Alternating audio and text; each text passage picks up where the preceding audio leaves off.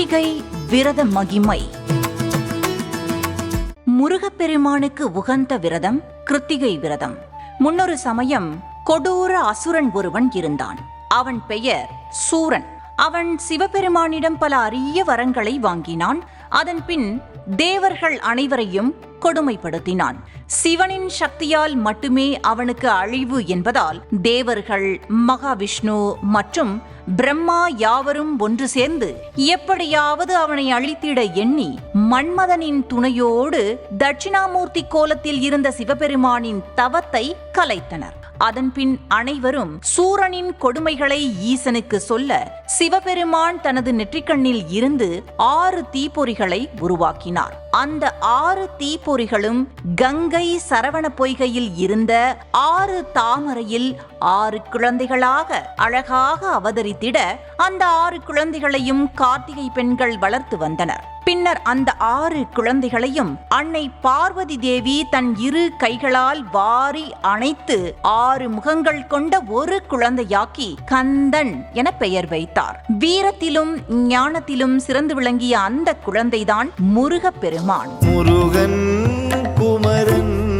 பொத்ஸ்வான அழகன். முருகன் குமரன் பொத்ஸ்வான அழகன். தேவாதி தேவன் அழகான வேலன்.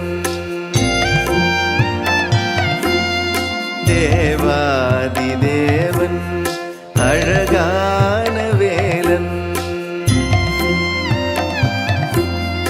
ஆறுமுகனை கார்த்திகை பெண்கள் வளர்த்ததால் வானில் என்றும் ஜொலிக்கும் நட்சத்திரங்களாக நிலைத்திருக்கும் வரத்தை ஈசன் அவர்களுக்கு அருளினார். கார்த்திகேயனை வளர்த்த கார்த்திகை பெண்கள் வானில் நட்சத்திரங்களாக தெரியும் நாளையே கிருத்திகையாக கொண்டாடுகிறோம். இனி கிருத்திகை விரதம் இருப்பது எப்படி என காண்போம். பொய்கை வளநாடு கண்டு மலைமேல் இருந்த குமரா, குற்றார் எனக்கு ஒரு பேரும் இல்லை, உமையாழ்தனுக்கு மகனே. தாடி தந்து அடியேனையாளும் முருகேசன் என்ற நரசே. கிருத்திகை விரதம் இருப்பது எப்படி? கிருத்திகை தினத்தன்று அதிகாலை வேளையில் எழுந்து குளித்துவிட்டு பூஜை அறையை சுத்தம் செய்து முருகப்பெருமானின் படத்திற்கு முன்பு அரிசி மாவில் அறுகோண கோலம் இட வேண்டும். 6 வகையான நைவேத்தியம் படைத்து 6 வகையான மலர்களால் அர்ச்சனை செய்து 6 வகையான பூஜைகள் செய்வது நல்லது. அல்லது சர்க்கரை பொங்கல் மட்டும் நைவேத்தியமாக படைத்து வழிபடலாம். அதன் பின்பு கந்த சஷ்டி கவசம் அல்லது சண்முக கவசத்தை மனமுருகி படிக்க வேண்டும். முடிந்தவர்கள் நாள் முழுவதும் உணவேதும் உண்ணாமல் வெறும் நீரை மட்டும் அருந்தி விரதம் இருப்பது சிறந்தது. சாப்பிட்டாக வேண்டிய நிலையில் இருப்பவர்கள் இந்நாள் முழுவதும் உப்பு சேர்க்கப்படாத உணவை உண்டு மாலையில் உங்களுக்கு அருகாமையில் உள்ள முருகன் கோவிலுக்கு சென்று வழிபட்டு விரதத்தை நிறைவு செய்யலாம்.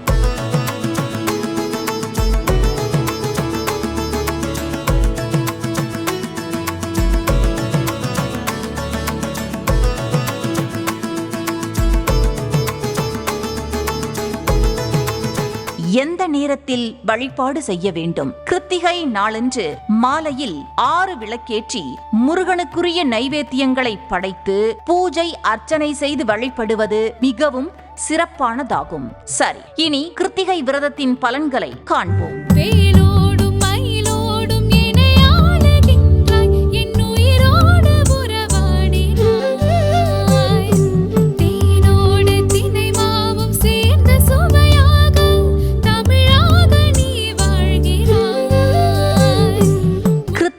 விரத பலன்கள். கிருத்திகை நட்சத்திரத்தன்று விரதம் இருந்து முருகப்பெருமானை வழிபடுபவர்கள் நிறைவான அறிவு, நிலையான செல்வம், நீண்ட ஆயுள், அன்பும் பண்பும் நிறைந்த வாழ்க்கை துணை, நல்ல குணமுள்ள குழந்தைகள் ஆகிய பேறுகளை பெற்று சிறப்பாக வாழ்வார்கள். செவ்வாய் தோஷத்தால் ஏற்படும் திருமண தடை, புத்திர தோஷம், தொழில் முடக்கம், ஆரோக்கிய குறைபாடு, கோர்ட் கேஸ் பிரச்சனைகள், கடன் பிரச்சனைகள், சகோதரர்களால் வரும் சண்டை சச்சரவுகள் அனைத்தும் கிருத்திகை விரதம் முறையாக கடைபிடித்தால் நீங்கும் என்பது நம்பிக்கை. மாமே உணவரத்ன கேயூர மணிமகுட மன்னிப் பொலிந்த முடியும் வச்சிரனுதல் திலகவெண் நீரும் ஓராறு வதனவின் பக்தி நழகும்.